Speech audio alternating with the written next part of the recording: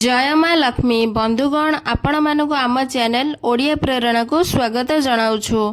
एही वर्ष 2025 अक्टोबर 18 शनिवार दिन को धनतेरस भावे पालन करा जाउछि। हिंदू धर्म रे सनातन परंपरा अनुसार कार्तिक मास कृष्ण पक्षर त्रयोदशी तिथि को धन त्रयोदशी बा धनतेरस कहा जाए। धनतेरस रे माँ लक्ष्मी कुबेर एवं धनत्वरी पूजा करा जाए। एही दिन धनत्वरी जन्मदिन होइथिबारु एहाको धनत्वरी जयंती बोली कहा जाए। धनत्वरी देवता मानक चिकित्सक होइथिबारु धनतेरस रे धनत्वरी को पूजा कले सबु रोगरु मुक्ति मिली थाए। धनतेरस रे माँ लक्ष्मी एवं कुबेर को पूजा कले धन एवं ऐश्वर्य प्राप्ति होइथाए। एहा सह धनतेरस दिन सुना रूपा तंबा एवं पितल किनिबाकु शुभ माना जाए।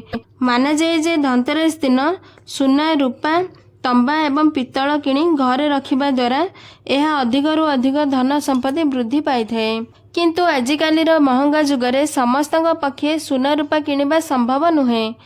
तेणु बंधुगण सुना रूपा तंबा पितल को छाड़ी एपरी 7टी जिनिस अछि जहा किनिबा द्वारा सुना रूपा भली घर को धन वृद्धि हेबारे प्रभाव पकाई थाए एवं घर को धन संपत्ति चुंबक भली टाणी थाए। तेबे आसंतु जानिबा सेही 7टी जिनिस कौन कौन। प्रथमतः धनतेरस दिन घर को झाड़ू किणी आणंतु। झाड़ू को माँ लक्ष्मींकर प्रतीक बोली माना जाए। तेणु झाड़ू किणी आनिबा द्वारा माता लक्ष्मी प्रसन्न होइथांती।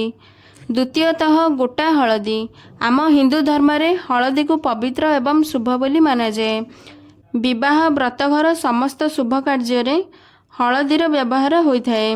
गोटा हलदी किणी सेथिरे नाली कपड़ा बांधी माता लक्ष्मी को छुआई आपणक टंका रखिबा जगह रे रखि दियंतु। एहा द्वारा घरे टंका पैसा वृद्धि पाई थाए। तृतीय रे माटी माठिया। धनतेरस दिन माटीर माठिया किंबा सुरेई नहीं आसंतु। सेही माटीर माठिया बा पात्र रे पानी भरी करी उत्तर पूर्व दिगरे रखि दियंतु। उत्तर पूर्व दिग देवतांग दिग बोली माना जाए। तेणु उत्तर पूर्व दिगरे यह रखिबा द्वारा यह देवता को प्राप्त होइथाए। पौराणिक कथा अनुसार एक बुढ़ी माँ थिला। से बहुत गरीब थिला।